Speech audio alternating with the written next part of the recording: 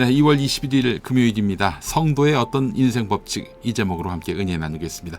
프리드리 니체 아시죠? 네, 독일 철학자이고 정말 기독교를 정면으로 부정한 철학자인데, 근데 참 우리가 그의 말에 주목할 것이 한두 가지가 아니네요. 유혹은 우리의 의지를 시험하는 것이 아니라 우리가 진정으로 원하는 것이 무엇인지 드러내는 것이다. 유혹. 내가 무엇을 원하고 있고 무엇을 갈구하고 있는지를 보여주는 죄의 씨앗이죠.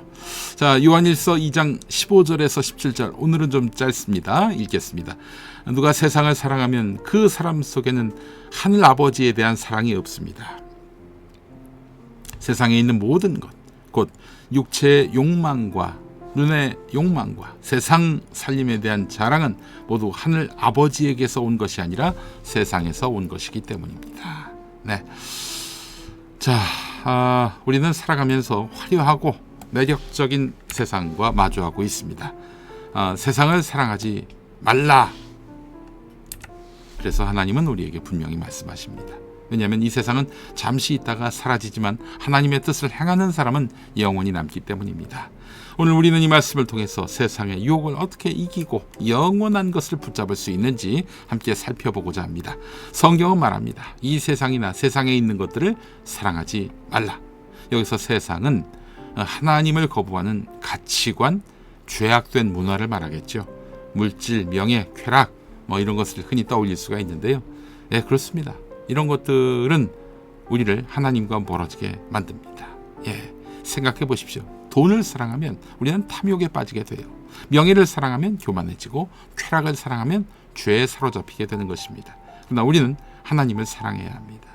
요한일서 2장 15절. 누가 세상을 사랑하면 그 사람 속에는 하늘 아버지에 대한 사랑이 없습니다. 네, 그렇죠.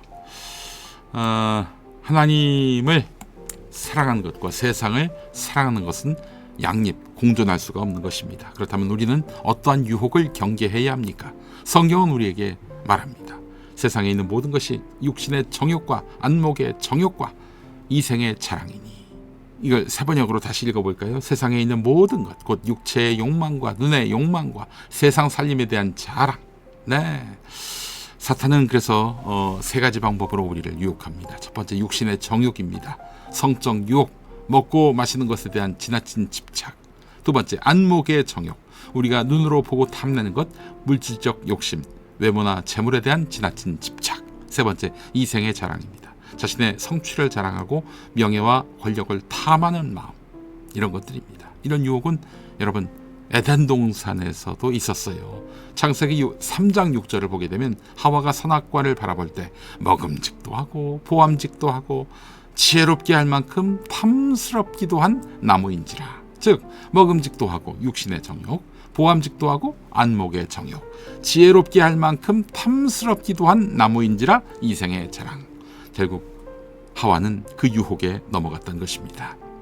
성경은 다시금 우리에게 확신을 줍니다. 이 세상도 그 정욕도 지나가되 오직 하나님의 뜻을 행하는 자는 영원히 거하느니라. 세상에 있는 모든 것, 곧 육체의 욕망과 눈의 욕망과 세상 살림에 대한 자랑은 모두 하늘 아버지에게서 온 것이 아니라 세상에서 온 것이다.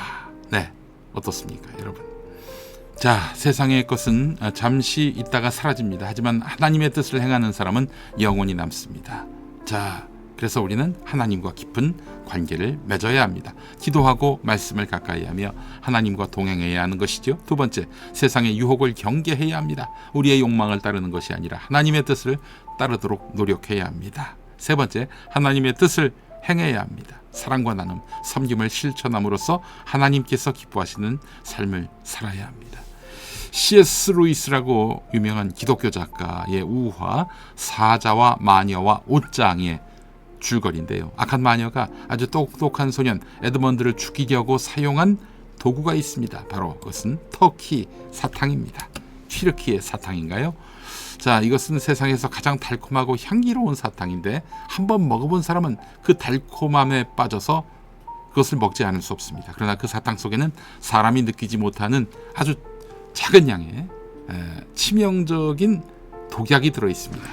루이스는 여기에서 표현하려고 한 것이 죄의 속성입니다. 사탄은 터키 사탕처럼 달콤한 말로 인간을 유혹하는데 사탄의 말은 항상 핑계라는 이름에 쌓여 있어서 그 정체를 파악하기 힘듭니다. 사탄은 오늘도 인간을 향해 네 마디 말로 속삭입니다. 이번이 마지막인데 뭐 이 정도는 괜찮아. 불가피한 거였어. 누구나 다 이해할 거라고. 네. 사랑하는 여러분, 세상은 우리를 유혹하고 끌어당기지만은 이 세상은 곧 지나갑니다. 우리는 영원한 것을 바라보며 하나님을 사랑하고 하나님의 뜻을 행해야 합니다. 오늘도 세상의 유혹을 이기고 영원한 나라를 바라보며 살아가기를 간절히 원합니다. 기도하시죠. 하나님 제일주의가 아닌 세상 제일주의로 변질돼가는 우리를 불쌍히 여겨 주옵소서. 신앙인으로서 가치의 우선순위를 바로 세우게 해 주옵소서. 우리의 우선은 하나님이십니다. 먼저는 주님이십니다. 예수 그리스도의 이름으로 기도합니다. 아멘. 네, 최덕신의 주를 찬양, 세상의 유혹 시험이. 네, 이 찬양 함께 하시죠. 자, 주일에 뵙도록 하겠습니다. 여러분 모두 사랑합니다. 감사합니다.